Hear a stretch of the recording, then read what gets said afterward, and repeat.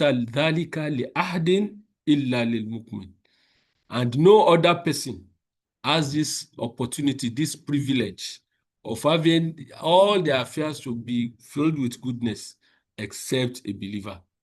And why? He said, in asobatu ulsara shakar. It is because when a believer is afflicted with something good, is have what he wants, things that are good are afflicted or befalls on him, what does he do? Shakar is very grateful to Allah. He shows gratitude to Allah for the goodness Allah has given him. Now said, فَكَانَ خَيْرًا لَهُ. And that is the best thing for him. It's good for him. On the other hand, وَإِنْ أَصَابَتْهُ الضَّرَّاءُ. And when he feels he's faced with hardship, he's faced with trials, he's faced with calamities, no matter how small or big it is, said Sobar, he is patient. فَكَانَ خَيْرًا لَهُ. And that is also a form of goodness to him. So it means that it's like saying head or tail. A Muslim will always be good. As long as you understand the two concepts, when it is good, you are grateful. When it is not as good as you want it, you are patient. So it's a different concept. That tells you that understanding of that concept to us as Muslims is quite different from any other person. And that's why it is important for us to look at it and study it well. Now, if you look at the Quran, when Allah subhanahu wa ta'ala was talking to us in Surah Al-Baqarah, chapter 2 of the Quran, verse 153, Allah said, Ya ayyuhalladhina amanu ista'inu bis-sabri was-salah. That all you believer seek help of Allah through two things: as-sabr, patience, was-salat, and prayers or salat. Said, Inna Allaha ma'as-sabirin, because Allah is always with those who are patient. So it means that if you ask ourselves a question, a lot of things determine so many things in our lives. There's always a powerful force that determines a lot of things in our life. So, and those things that determines to us, a lot of idea comes to us. However, if you look at it, you can ask ourselves, those powerful forces that determine a lot of things in our life, especially our spiritual life as Muslims, they are not actually something we are born with. It is something we're expected to build. And that major force that will build, number one there, is patience. And that's why I said, anything you want to do, you want to do something that is beneficial to you, and you need a guidance, spiritual assistance from said, start with patience. So that tells you that that force of patience is very important in all our lives. So now, if you are talking of to understand the concept, because we are not just going to be looking at the general definition of patience in our discussion, we want to make it a little bit practical to our lives so that we can truly see how to understand the concept very well and adapt it, so that our own understanding, application of the concept of sabr will be different from just any other person out there. And that is why it is supposed to be an essential quality in our lives. So if you are talking of patience, there's a foundation for us to understand the concept. The foundational concepts of patience falls on two essential truths that must be clear. The first of the essential truths is that this worldly life that we are in is a place of trial and not reward. It has to be clear. The world is for trials and not for reward. Because Allah did not create this world as a permanent abode of comfort. No. It's rather a testing ground for us to test our sincerity, to test our gratitude. So that is what Allah subhanahu wa ta'ala has given to us. That's why Allah said in Surah An-Nur, He said that this is by the favor of my Lord to test me, whether I'll be grateful or ungrateful. In Surah Al-Insan, Allah said, Imma shakiran or imma kafuran. So we must understand that. So if you understand that concept, that reality, that truth, it will be much easier for us to relate with the concept of patience. But somebody who believes that this world is supposed to be the final and the end, he expects his reward to be here, then patience will elude him. He will find it difficult to relate with that concept of patience. Then the second essential truth that we must know is that human nature is impulsive and impatient. وَكَانَ الْإِنسَانُ عَجُولًا. Like Allah said in Surah Al-Kahf, human beings are always impatient. We are always in a hurry. We are always impulsive. So when calamity comes, we are quick to despair. We are quick to start seeking relief somewhere else without reflecting about whether that thing is right for us or not. So for a believer, we want to understand that no, because we are believers, all events that happen in our lives have its appointed time. So, and when the time has yet to come, the event will not occur. So it means that if I want the victory, I want a result, I want any relief from anything, it has to come at its own right time. So, and that means that I have to be patient. If the relief will come after 3 years and I'm nearly now, patience will elude me. But if I am patient at the end of that 3 years, then we'll get the result. And that was what when Wrestler was in a saying, said, La Sobara al-Qatil, La Mortal Moktu. Somebody who intends to kill. He intends to kill another person. His intention is I want to kill him because he has offended me. Islam said, La Sobara al-Qatil. If yourself, the person who intends to kill the other person, had been patient, La Mortal Moktu. The person he intended to kill will have died at that exact time, because every soul will go at this appointed time. But because he is impatient, he had brought himself calamity, because now they will call him a murderer. If he's arrested, he can be jailed. If he's arrested, he may also be killed. And he would have escaped that if he had only been patient. So these two foundations are very important for us to understand that this world is not a place of reward, rather a place of trial. And secondly, to understand that by our nature, we are always impatient. So understanding these two will guide us in what we do afterwards. So the same vein, if you now move ahead, we see that today people have a lot of misconception around patience. What does patience mean? There are a lot of misconception around it. To some people, generally, the common myth is that patience means passive waiting, helpless endurance, silent suffering. That if you are patient, it means you just be suffering. You are patient, you are just helplessly enduring. You just have to be passive. Just wait. No, that's not patience. It's a misconception. The Islamic reality is that sabr itself is an active resistance. So it is active and resisting something. So it is the muscle of the soul that pushes back despair, that make us to be able to continue worshiping even under pressure. And that is what Allah referred to in that verse we read in Surah Al-Baqarah 153, that Ya ayyuhalladhina amanu ista'inu bis-sabri was-salat. So seek help through patience and prayer. Allah did not say wait passively. Allah said seek help through patience. It means you are going to go out and seek help.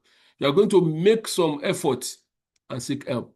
So to us, patience is a tool, it's a weapon, and it's a strategy that we need to utilize and put to work so that we'll be able to achieve what we intend to achieve, rather than being a idle or a passive thing where you just sit down and say, yes, I'm patient. I am patient. No, that would be a wrong conception of what patience is all about.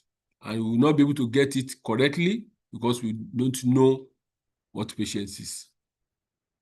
So it means that if you understand that the whole world is about coming here to face some trials, innaka kadiun ila rabbika kadian famulaki. You are going to struggle to your Lord till you do it.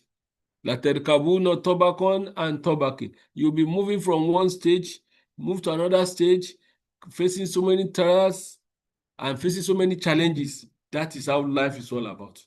So if that is what we are here for, and that's what we are going to experience, that's the reality of this world, then it means that we need a lifeline that will make us to survive. And that lifeline is patience.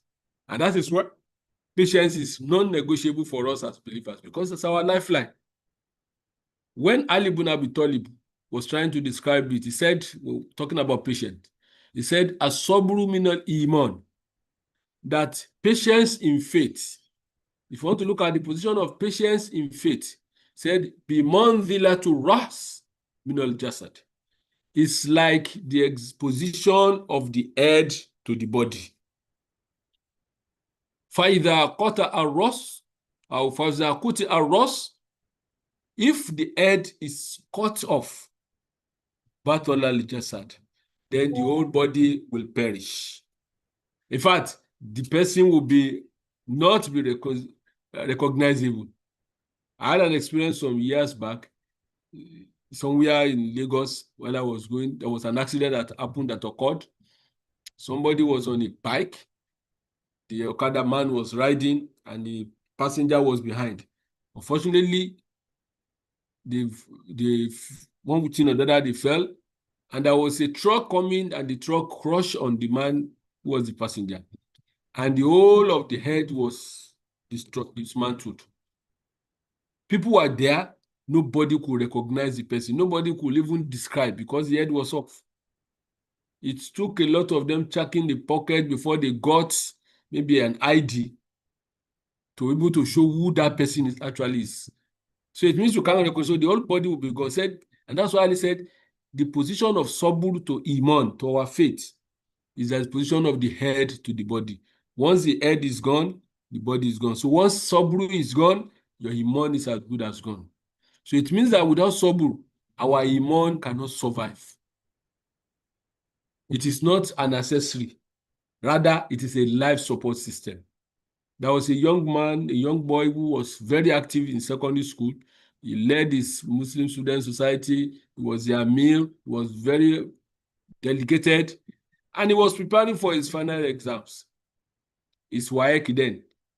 After reading so much, doing a lot of prayers, he did the exams. And when the result came out, he went to check. He had F9 in all these subjects. And when he just looked, I was just looking at the board. And the first statement he made that I don't believe there's no God. I said, why? Because if there is God, with all I have been doing for Allah, and with all the effort I've made, I will not have failed. And I read. You can imagine, because of the loss of patience, he is losing his faith. So a lot of the people had to talk to him before he was able to come back to his senses. So that is what it is. So if you look at everything we do, is it possible for anybody to observe Salat without patience and to be focused on Salat? Because there are so many things that will be calling your attention. What will make you to be focused is patience. If you want to fast, it means you are going to resist hunger. What makes us to be able to resist that hunger is patience. If you are faced with a loss, just like the young man that I did, what will make us not to lose trust in Allah? It is patience. So it shows that patience is actually a lifeline.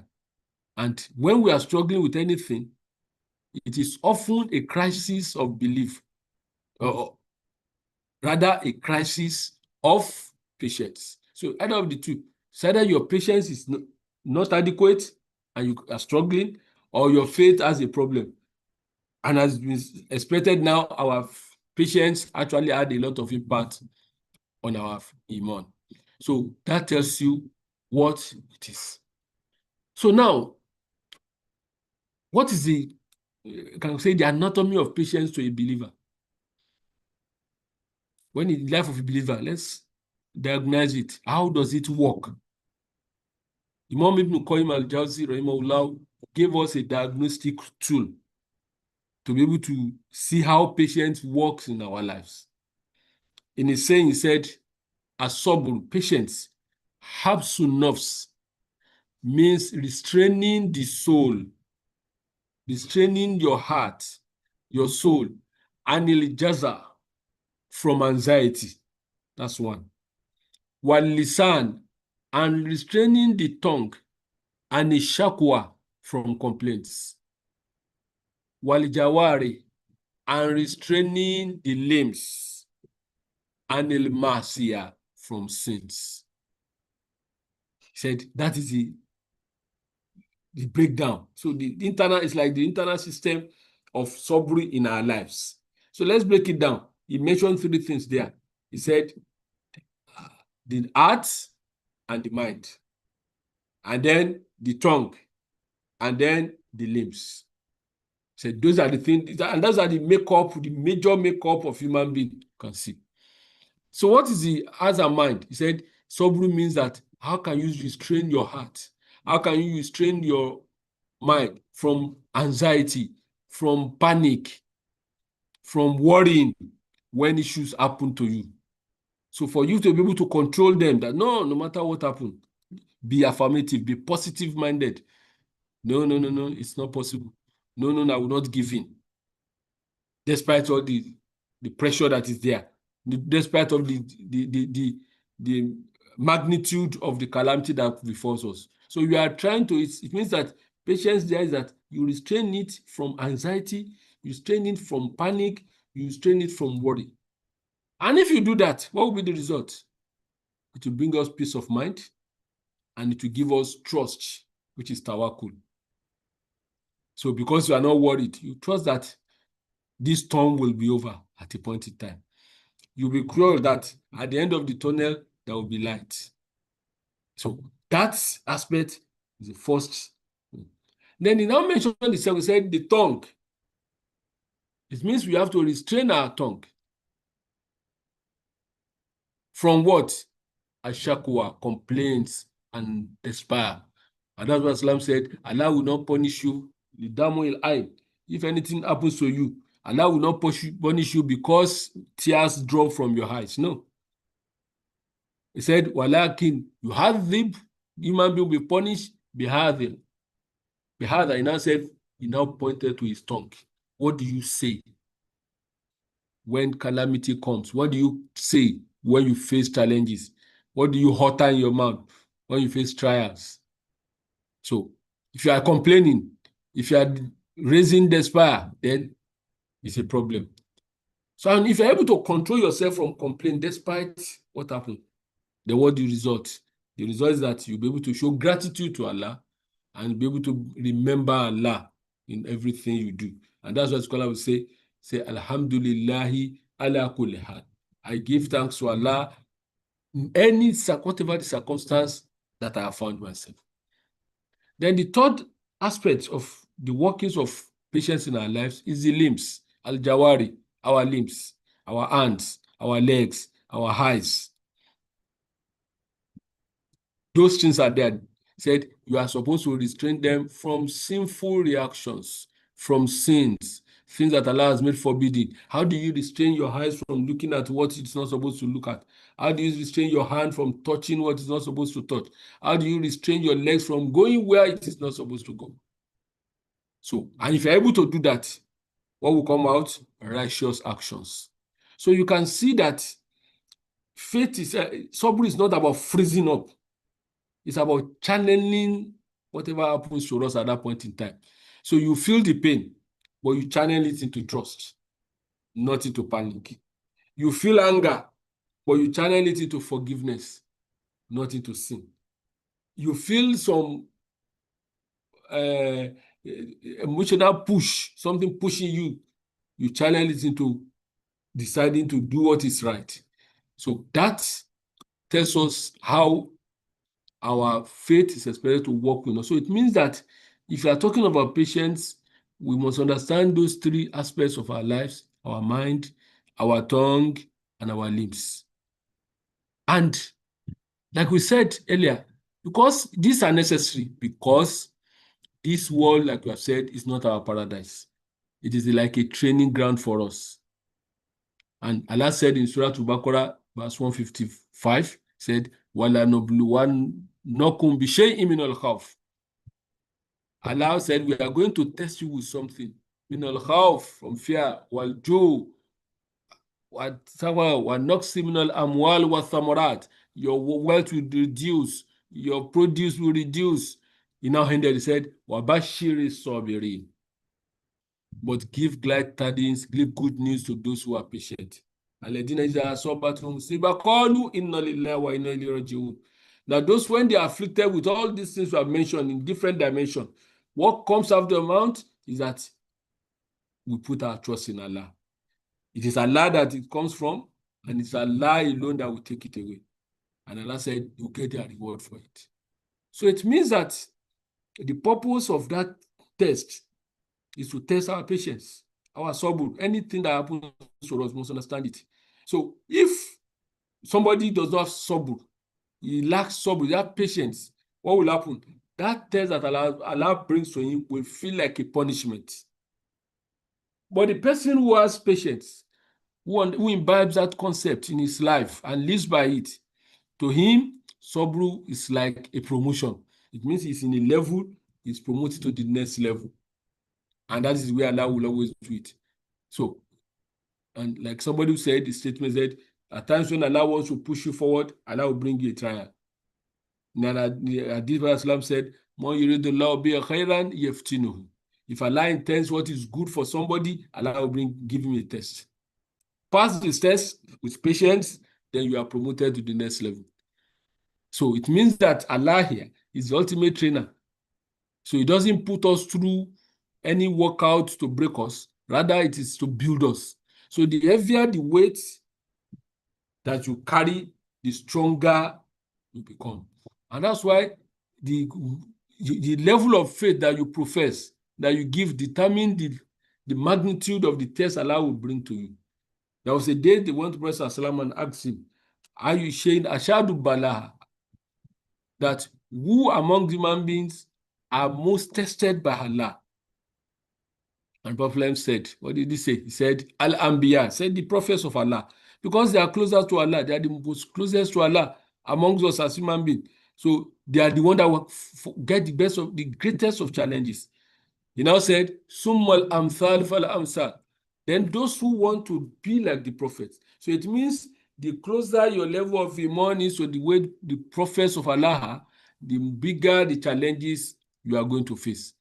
So which means that it is a training. And when you are able to scale through it with patience, you move to the next level. So let us now look at some examples in the life of Prophet Sallallahu. At least let's look at one or two to be able to pass this, get it a little clearer. Because the Prophet Islam is the best of myself. You have the best example in him. And in another way said, whoever has any problem, the person should seek consolation in me. Look at my life, and you get a direction. Look at two examples. When Islam went to Taif to preach, when the people of Makkah were disobedient, they didn't really listen to him. And he moved to Taif to see maybe they will be able to get a better ground there. But what happened in return? Like we all know the story, he was stoned to the extent that he was bleeding. And at the point in time when he was sitting down, and the angels of Allah came to ask him, let us put the mountains together and crush all of them. What did he say? He said, Allahumma ihdi qawmi, fa innahum la ya'lamun. Oh Allah, guide my people because they do not know. You can see the level of patience. So the patience of Rasulullah was an active weapon of mercy. He used it to seek for mercy. And today the prayer was answered. If you go to Taif today, you see all of them as believers, which happened during his lifetime. So despite the fact that he was rejected, he still was patient enough. He could have said, well, please destroy them, because he had the opportunity of seeking that from the angels of Allah. But he did not do that. He established patience.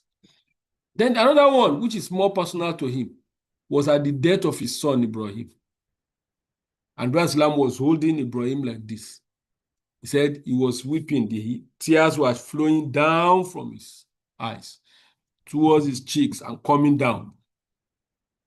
Because that's to tell us that patience does not mean that you should not have feeling at all. No, it doesn't mean absence of feeling, but rather submitting that feeling to Allah. So when that tears was rolling down the cheeks of Prophet, what did he say? He said, Inna la tedma, that the eyes is weeping. The eye weeps. Wa innal qalba la yahzan, and the heart grieves. Wala nakulu illa ma yarda rabbuna, but we will never say anything except what pleases our Lord. That is the height of patience. He was calm.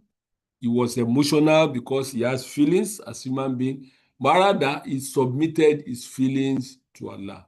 He did not submit the feelings to another thing. And he did it at the first instance at his happened. Look at the case of a woman who lost her child during the battle. And Islam went to him and he was trying to her and was trying to console her. But what happened? The woman was furious and said, please can go. You can't understand because it's not your son. And people were calling her attention to it. She didn't really see. Until when Brother Islam left, and people now called her, do you know the person that was consoling you? Said, who is? I said, that was the prophet of Allah. She was shocked. And she quickly ran and went to Rasulullah and said, I'm patient. I'm very sorry. And now he said, Islam told him, As-saburu inda sodomatul ula. Now, when you're talking of patience, it is something that happened at the first instance. How did you handle it? So you are actually patient, but you failed the test at the initial stage. So how do we do that? That's an example of what Islam did. So if you look at these two scenarios, the prophet did not suppress his humanity. He perfected it by aligning his emotions with his faith.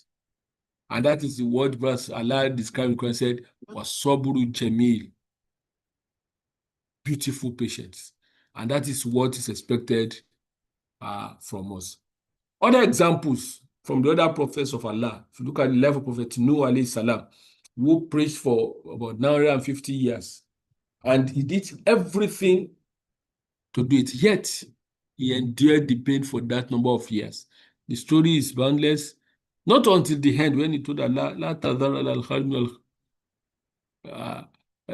among these people, don't leave them because they are going to leave. But he was patiently preaching for 950 years. Or the case of Prophet Ayub alayhi salam, who bore illnesses and bore loss to the extent that he took to Allah that inni mosani yadur, that oh Allah, indeed adversity has touched me. Wa anta arhamur rahimin, but I know that you are the most merciful. He was patient for that. And eventually, the moment he did that, Allah turned everything around.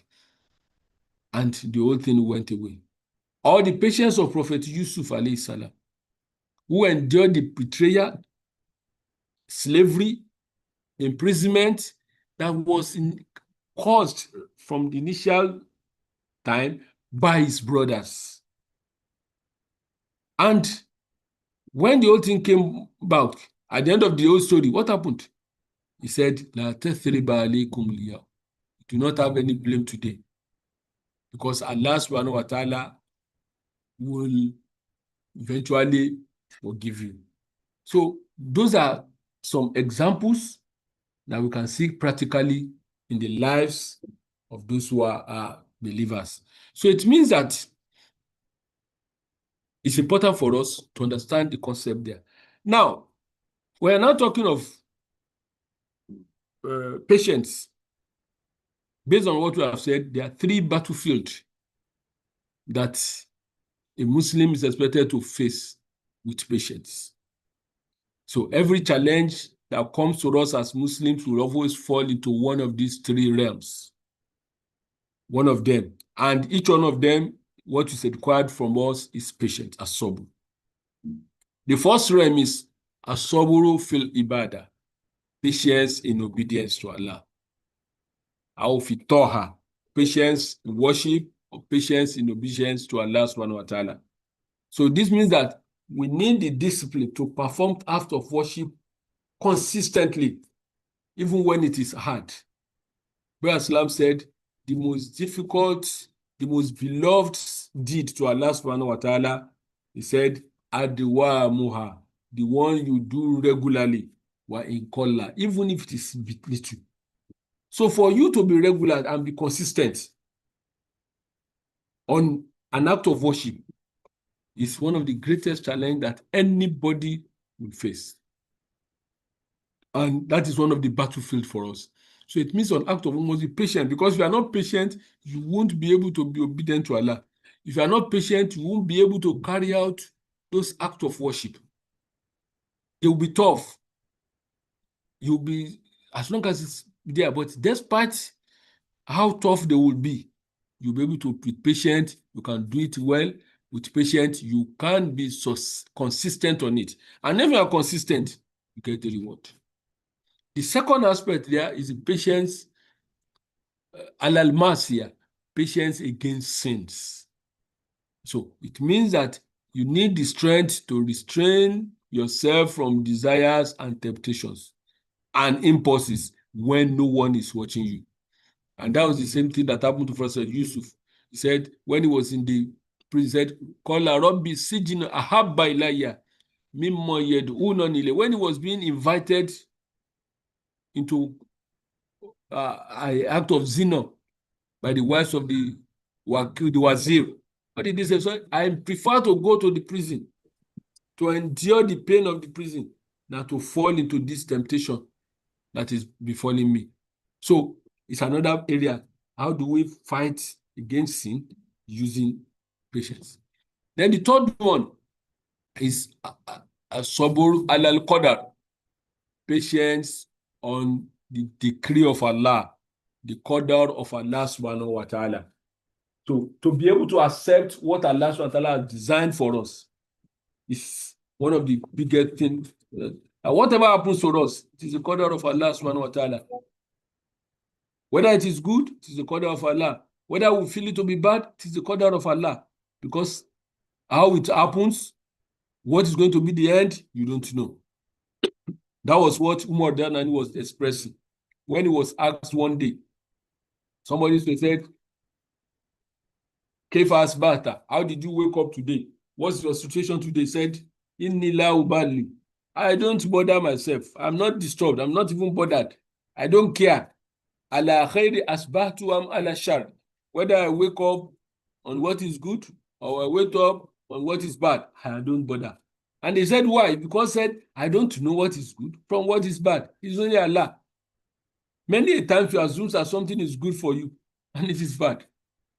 There was one of the plane crash that happened some years back in Nigeria, and somebody had the opportunity. He was supposed to be on the, he was supposed to go and sign a contract.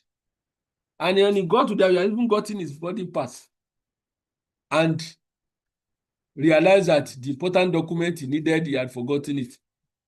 So he had to go back home. The journey from the airport to home was taking about an hour.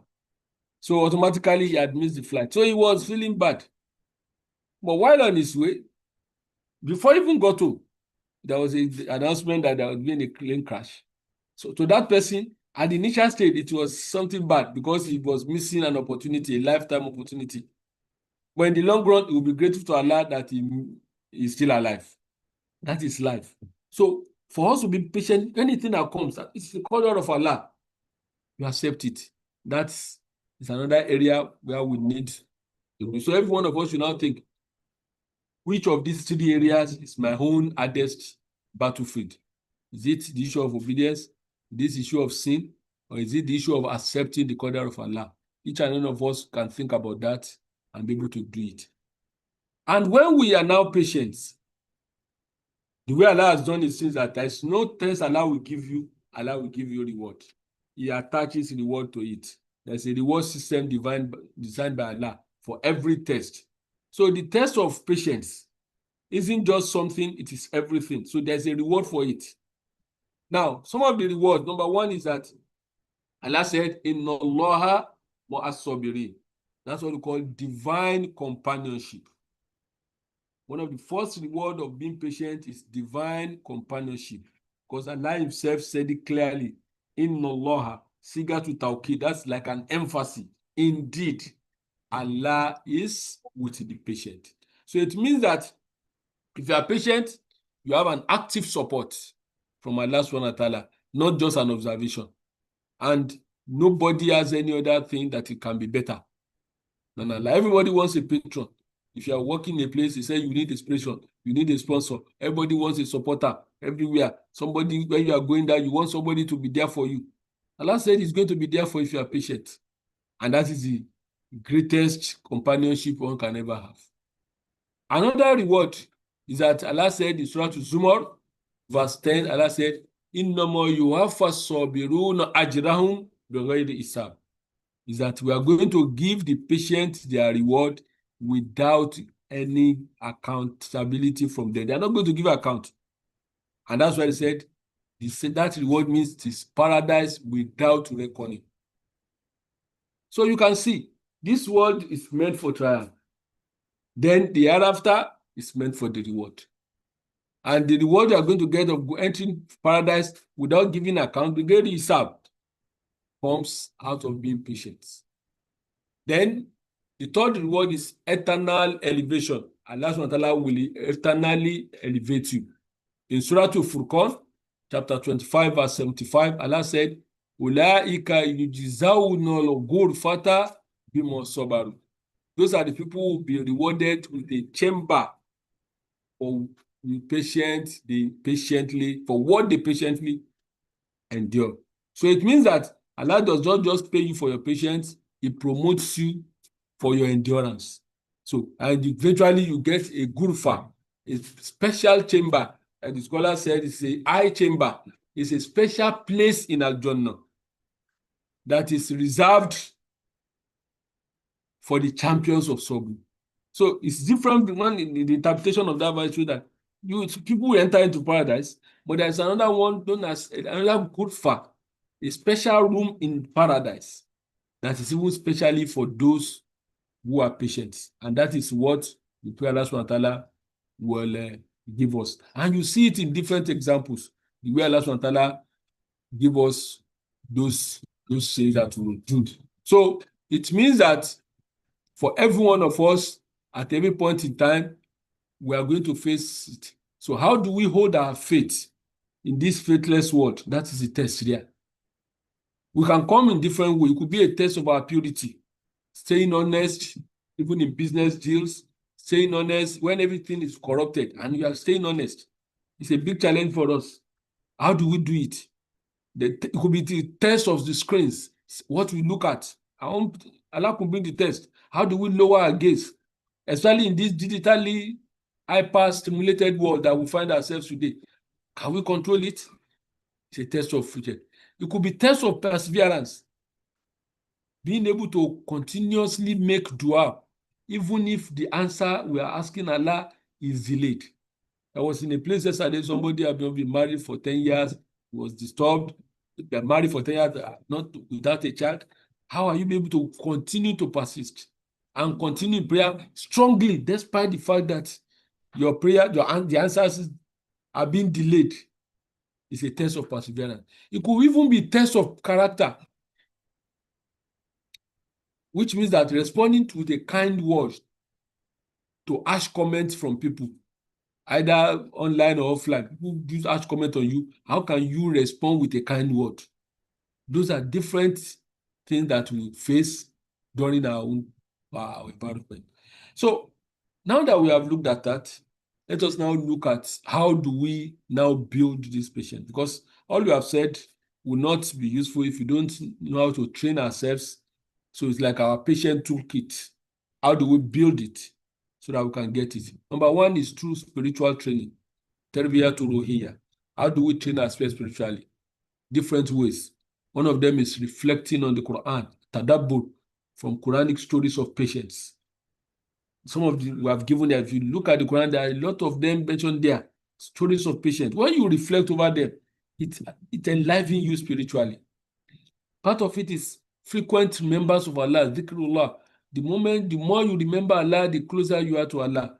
Askuruni askurukum. If you remember me, I will remember you. So you get closer to Allah and you'll be able to hold on.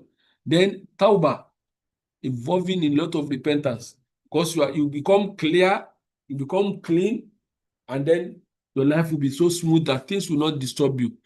Then strengthening our trust in Allah subhanahu wa ta'ala. So these are some of the things we do spiritually that will enliven us. Then through practical discipline, apart from spiritual training gives ourselves, we should also train ourselves practically. So we gradually train ourselves to endure. Things that are there, I want to endure it. Whatever is going to take, because it is what you give to yourself that you hold on to. Said our life is like though somebody impatient, like a child that you want to win. Is used to sucking the breast. If you don't break it, it will not break. But if you continue to give it, it will continue. So the way you train the child to take away the breast from him or her is the way you train yourself to endure pain.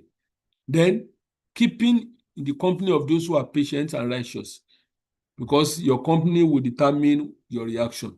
If you see somebody who does not shout, but relates with those who shout, automatically the person will be shouting. It's a natural thing because the aura will flow and you will also take it. The other one is what you call doing it bit by bit, micro subtle. You start small, smaller things. You know, for you there, you may not have the challenge. Here in Nigeria, it's very easy in the traffic jam for people to be patient. How do you train yourself? Even despite the fact that everybody is moving, I want to train myself to do it. When you get to a place, you have to be on a queue rather than jumping the queue. These are some of the challenges we have. But those are small things that we can also use, and then we regularly supplicate for steadfastness. Then the third way to build our patience is through awareness and reflection. The first, and how do you do that? First, understanding the wisdom behind trials. Like we have said, trials are supposed to make us. They are supposed to build us. They are supposed to be the horse that will take us to our destination. So if you understand it that way, when you are reflecting, when trial comes, this thing that has come has something behind it that is good. In normal usri yusra. For in normal usri yusra. So if there's two forms of hardship, one hardship, there will be two forms of ease that will follow. So once you understand that, it allows you to be able to be patient. Then remembering the immense reward of patience. That if I am patient, what will come here?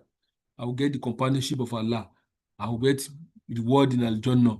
I will even have the opportunity of being in the Ghurfa, like Allah SWT has promised. So why should I not be patient?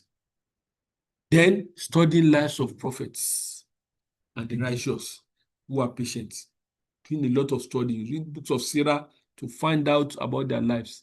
Those are through awareness and reflection. And the fourth one, the last one I'll mention, is what they call mental reframing. We need to reframe our mental thoughts, our thought method, by using affirmation for ourselves. Self-affirmation statement that this hardship or this challenge I'm going through is my training, and my reward is with Allah because His is coming. So that mental reframing for everything makes it easier. Something happens to you, it is a training for me. The reward at the end of the day is with Allah, and is actually coming, and that is why I'm facing the challenges now. So what that means is that from the four different dimensions we have mentioned, means that we don't wait for a big crisis to train us on patience, because when it comes, you may not be able to survive it. But you start training yourself bit by bit on a daily basis. so that when we get there, get what we want for ourselves. So some of the scholars, about three of them, I'm going to mention, give us the importance of patience to us. Like Umar said, Afdalul Aish as-Sabr, said the best of life is patience. Imam Hassan Basri, in his own, he said, As-Sabru kanzun min kunuzul khair. Said patience is a treasure from the treasures of goodness. La yutiyahu illa li abdin kareem. Allah will not give it to anybody except only to an honored servant. So it means if you have it, it's like you are an honored servant from Allah subhanahu wa ta'ala. Imam Ibn Qayyim, in his own another saying, said, Be sabri wal yaqin, through patience and certainty, tanalul imamatu fid din, you attain leadership in the religion. So these are positive affirmative statements that can change our outlook in what we do. So to round up, what he's saying, we have said so far is that to us, patience is like our own alchemy, meaning that it turns something into another thing. We do the chemistry of it, changing it to another thing. So what does it do? We use patience to turn fear into faith. When challenges come, the fear we're having it, patience turn it into faith. We use patience to turn delay of what we need or what we are praying for into development, where we continue to grow ourselves. We use patience to turn hardship into hope. That even though it's hardship, but we turn it into hope, that we have the hope that things will turn out. And then we use patience to turn loss into light, because that's the way we should work. So that's our own understanding of patience. And because Allah said, Wasbir, be patient. فَإِنَّ اللَّهَ لَا يُضِيعُ أَجْرَ الْمُحْسِنِينَ. For Allah does not get allowed to be lost the reward of the doer of good. And Brother Islam said in hadith, he said, More yusibul Muslim min nasabin. A Muslim will not suffer from fatigue. Wala wasabin. He will not suffer from illness. Wala hammin. He will not suffer from anxiety. Wala huzni. He will not suffer from sorrow. Wala other. He will not suffer from harm. Wala gammi. Neither will he suffer from distress. Hatta shaukatun yushakiya. Even if it is just a thorn that pricks him. He said, Illa kafarallahu biya min khatoyahu. Except that Allah expiates some of his sins with it. So which means that whatever we are going to face, Prophet Islam has given so many things, any dimension of the challenges, once we are patient, even if it's just a thorn that pricks us, it gives pains, and we are patient with it, Allah will use it to erase some of our sins.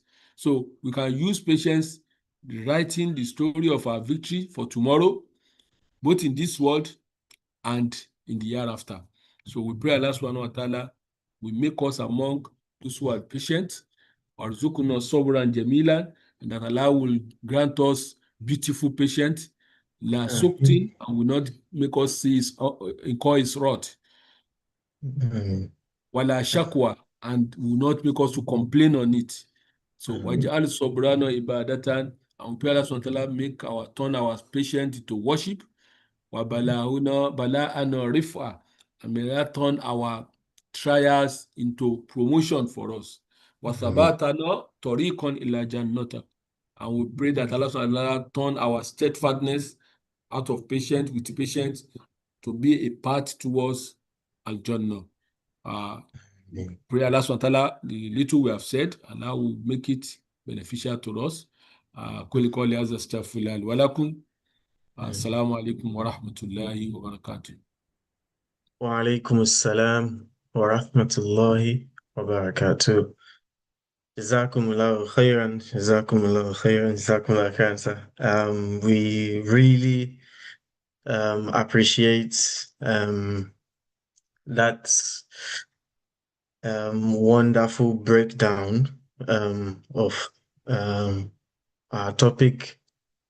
Alhaji has gone through it from different uh, angles, spiritually, how emotionally, psychologically, everything that um, patience revolves around.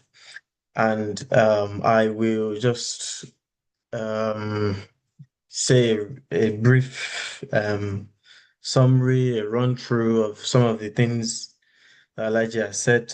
And you'll remember he explained to us. And I think even like from everything that Elijah said, you can say that if you um, can congratulate ourselves in a sense that we um, he mentioned Subhanallah, okay. I'm trying to find. You mentioned some three key things I wanted to point out earlier, and it felt to me, it felt when I was reflecting on it, it felt like we already had. They were revolving around things like how do you build this skill, this patience? How do you build it? And he mentioned, and I felt that we've already been Muslims, been having those practical things that you already talked about. We're already on our way. So if you say that from listening to this lecture that if I were to congratulate you that you're already on your way to achieving this skill that is of immense reward, then that wouldn't be wrong. How is that the case? He mentioned a host of things in terms of the practical ways. He mentioned um, from Imam Ibn Jawzi that patience is restraining the heart from anxiety, the tongue from complaint and despair, the limbs from sins. Like if amongst the many things that we can walk away with, like those are some of the practical ways that we can break down that big word. Oh, I want to become more patient. Or I want to um be more patient in this, in that. Or as a Muslim generally, how I want to, or I think it's something that I need to continue to work on, as we all need to continue to work on it anyway. So those are some ways that is mentioned. And of course, he had given us a lot of evidence, quotes from the Quran. He mentioned how this life is a trial for us, that we need to have that first, that mental um, understanding that we will continue to have multiple questions being asked of us by Allah subhanahu wa ta'ala and by this life. So we need to remember that our patience is one of the things that can help us overcome these tests, as we would need to use this quality in our life. He has mentioned that patience is an active tool of resistance. Like is also patience is a strategy, but it is a strategy in the sense that we are not just waiting, just oh, I'm being patient, so I'm not doing anything about my situation, or I'm not praying, you're just, it's not about folding our arms or giving up. Rather, as Muslims, the way we should understand it, as Allah subhanahu wa ta'ala has encouraged us and the Prophet has encouraged us, is that we see it as a strategy, and because without it, we can't actually survive, as he has said. And even we already see from our acts of ibadat, our salah, like you mentioned, our fasting, these even our zakat, and so on. You can continue listing. They are all things that Allah subhanahu wa ta'ala is through them. They have you can say pockets of how we can be better at being patient. And of course, we will always need examples of can this actually how can this how can one actually exemplify this? I am in a situation, I'm waiting, or I've been praying for some things, I'm waiting on some breakthroughs. There's such a so and so person at my workplace that always getting on my nerves, or it feels like so many things like that. How can we then see a lot of examples from the Prophet Sallallahu Alaihi Wasallam, from the prophets that he has mentioned, particularly in the life of the Prophet Sallallahu Alaihi Wasallam? Remember when, as described in a good detail, about when the prophets had some challenging moments with the death of his son Ibrahim as well, and the prophets showed how to that importance of whilst being human, being taking in those emotions, feeling those emotions, but still being steadfast and maintaining our grounds. That I know this is another of the test that Allah Subhanahu wa Ta'ala has prepared for me to make give me a lot of reward that I may or may not already understand or see, but I will remain steadfast with Allah Subhanahu wa Ta'ala, and so on. So we can catch the full, in case we've missed any part of the lecture, we can catch the full lecture again. We can rewind. We can remind ourselves again in some months, weeks down the line. After we've started training these patients consciously now, we can always find the lecture back again on YouTube. So would take even more value out of our time together today by opening the floor for questions in the next few minutes. And hopefully we already have from amongst those people that already have questions on the topic, on the lecture. Maybe there has been some experience in the past that we think, in this particular situation, how can I now take what Alaji has said? How can I adapt it, or what could I have done better, or anything that revolves around what has been discussed so far in terms of questions? We'll be more than happy to take that. So if we have any, let's drop them in the chat, and we can learn together and even get more benefits out of this time. Once again, we really appreciate our father Alhaji for the time, for and also doing immeasurable justice to the topic. So if we have questions, we can ask.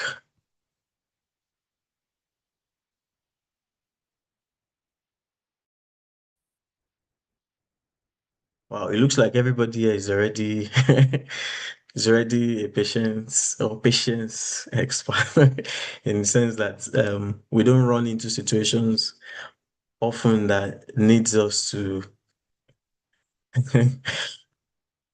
okay. If is there anyone raising hands or anything? Okay, no.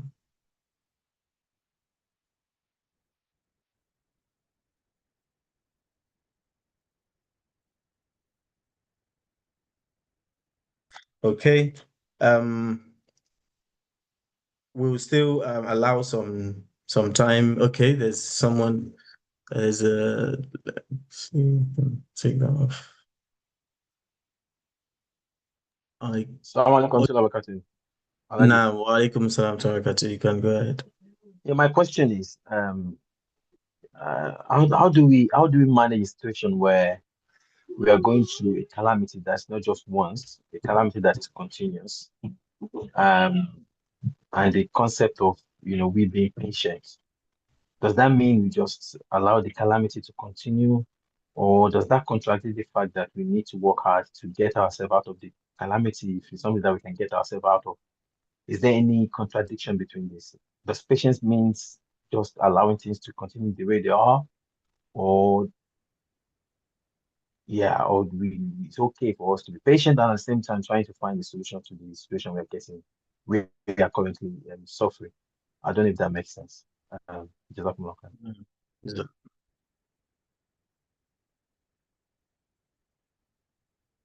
you can go ahead, sir. And we can take them one after the other.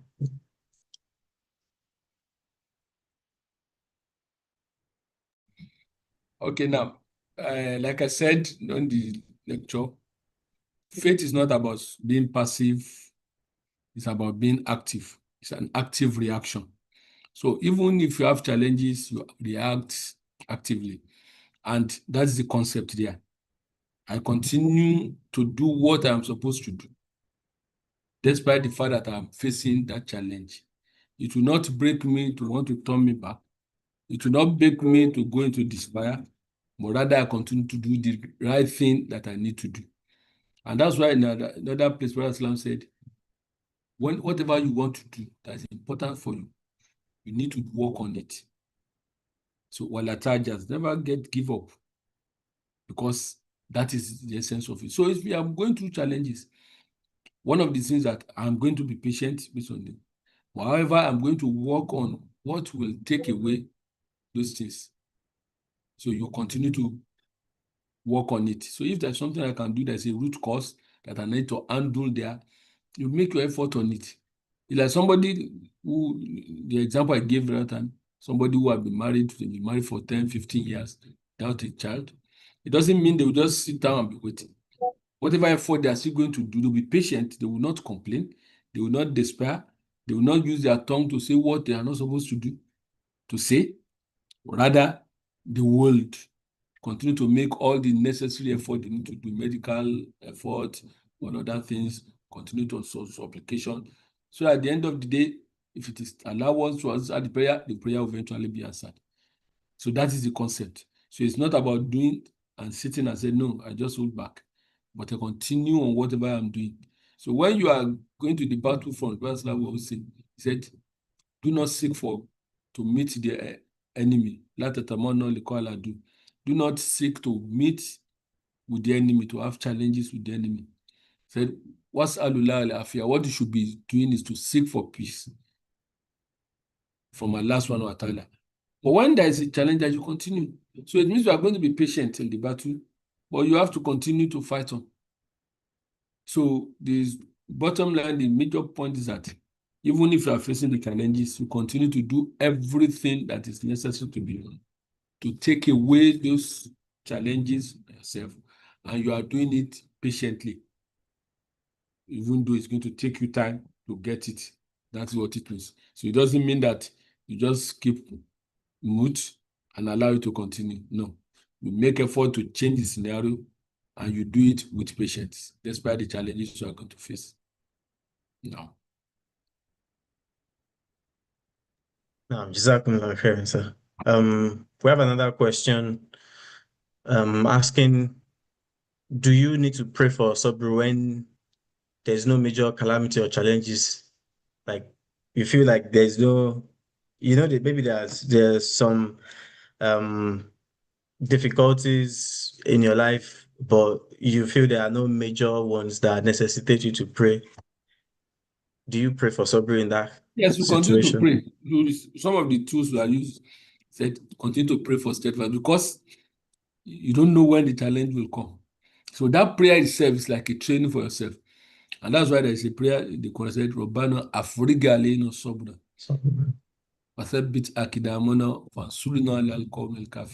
So that aspect of prayer is something it is a continuous thing that you do to pray to Allah. Give me patience. Let me have it. Bestow patience on me. So when the need comes, you already have everything in your arsenal to be able to face it. But if you want to assume that I don't need it, so why should I pray since I don't have challenge? When challenge will not tell you when it's going to come. And when it comes, you are not prepared psychologically for it. You are first falling off before picking yourself up. So it is allowed, part of it is to pray continuously for it. Yeah. No. Jazakumullah khairan, sir. Yes, that's I think that's what I was one of the things that I was trying to summarize earlier as well. It relates to that earlier in the lecture. You mentioned how to train the skill, and you mentioned التربية الروحية. We can say making prayer consistently, as you've just replied to that question, is also part of the training that we need to give for our soul before, during, after any challenge. And which is why I was saying, I was trying to say earlier that from listening to this lecture, you can almost congratulate everyone in the sense that the other things you mentioned in terms of awareness and reflection, by attending this lecture, we have increased in our awareness and now our reflection of how we can be patient as Muslims. And so those are very key aspects of already becoming more patient. So if we're on the call thinking, reflecting, how can I be more patient? Um, um, the awareness is already a step on the way. As you mentioned, the ways you can then do those and the tarbiyat ruhiyya is the Quran that those examples, stories that Allah subhanahu wa ta'ala has given to us that we already have access to. So it is you can argue that it's very is accessible to us. There's enough, or there is a lot of opportunity for us to be able to become better in being patient, and we ask Allah subhanahu wa ta'ala to make it easy for us. So there's another question in the chat: how can one be patient with a trial that has no solution? It's seemingly everything is difficult. Maybe you've been trying, as you've said, that you've been trying different. It's been going on for a while. It keeps seeming that there's no solution in this life or something you can tangibly work towards to take it away. So how can you be patient with such trials? What can we do? Okay, now one thing is must get clear. What Islam wants from us, what Allah wants from us, and teaching of Prophet Islam is that at every point in time, the Muslim must always be positive. Now, the issue of no solution, firstly, I can see the person put it in quote too. No solution is by our own human interpretation. Doesn't necessarily mean that that is what something that I brought it in there that we claim no solution can be brought by Allah. Allah can change the whole story around it to something else. So it means that at every point that was positive. Like an example, I know of somebody who was married, a woman, she doesn't even menstruate maybe once in 5 months. At the point in time, they did all the necessary tests after about 8 years of marriage, and it was concluded there is no solution. Fortunately, the person too is a medical doctor. So she is a medical, so she also understands the principles there. So, and this is a personal experience for one of my own siblings. So, and everybody, she had gone there, and she, based on all the analysis, it was off. But after about 8 years, she got pregnant. In fact, she even know, because when she was having some pain headache, she was trying to just treat malaria. And it was just, she works in the hospital, and it was one of the nurses that said, why you go and do pregnancy test? That's not possible. But that one just said, talk to Eloshe, and she just went there. And to her surprise, the pregnancy was positive. She had to go to about 2-3 other centers and confirmed. So now that was a narrative that we all know, human narrative about this are caused this one, based on this analysis, this thing is not possible. But when Allah decided to change it, it changed. So the child is about 10 years old now, and everybody is happy. So that is why you must always be positive. And that's why the Prophet said, when you are praying to Allah, wa antum muqinuna bil ijaba. Be positive that Allah will answer your prayers. Because you are not going to lose in the long run. That positiveness, that prayer you are doing it. If Allah does not answer it, you have two other options. Allah can use it to erase your sin. Or Allah can put it as part of your reward day of resurrection. So, head or tail, you are not a loser. So continue to be positive. So the issue of no solution, take it away, no matter how much is it. So the positiveness that let's continue to pray that Allah, if it might be health, it might be anything, just be positive about it, because in the long run, you will get a reward for it. So, and when you are patient, you are not despair, you didn't lose hope, you get a reward because you are patient, and Allah will reward you, if not directly in this world based on what you think is not changeable. Allah will reward you with a reward in the year after. So, which means you have already gained. But if you say, oh, there's no solution, and you just keep quiet, you are losing in the long run. So it means you have lost in that thing because you don't have a solution, and you have even lost the reward you should have even gotten from there. So we continue to pray. Verse says, Waris ala ma yafauka wala tahjas. Anything that you think is beneficial to you, be eager to pray for it. Wasta'inu billah, and seek Allah's help on it. Wala tahjas, never give up. That is the mindset of a Muslim. And I remember you amongst the many benefits you mentioned earlier in the lecture, you've mentioned them again now in response to that question. And you also mentioned the hadith of the Prophet ﷺ, which also relates to the question that you mentioned earlier in the lecture, that the Prophet was reported to said the hadith that we all know, Ajaban al-amril mu'min, inna amruhu ila akhiri. I did that. There's it is only for us. It's only when we have this whole package, as we already have, that there is always good in every situation. And it is like, as you said again, those four things in how to continue to build the skill, how to train the skill, that mental reframing of our situation is very key. When our patients wants to maybe reduce or gets weak, I think those things you've told us about training our soul, reflecting on the Quran, being aware that even the patience is reducing, or now I'm feeling like there's no solution. Being aware of that also, and then reframing it, and then looking to the Quran, to the life of the Prophet Sallallahu the prophets, to see examples of many situations. It's just maybe sometimes we feel that those examples are distant to us, but you've also just given us another example in response to that question. So we ask Allah subhanahu wa ta'ala to make it easy for us to continue to get better at being patient as Muslims in every aspect of our life, because sometimes you may find it easy to be patient in some things and some other things. So we need to continue to pray for Allah to make us get better at this, as you said earlier.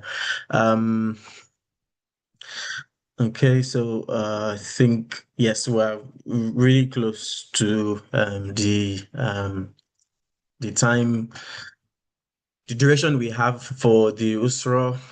We want to thank each and every one of us for joining us again, sharing your time from your weekend again with us. We appreciate that, and we appreciate our lecturer as well. Our father is known to many of us, I believe, and we've continued to derive a lot of benefits from him for many, many years. We ask Allah subhanahu wa ta'ala to continue to keep him and his family upon khair, and continue to bless him for us.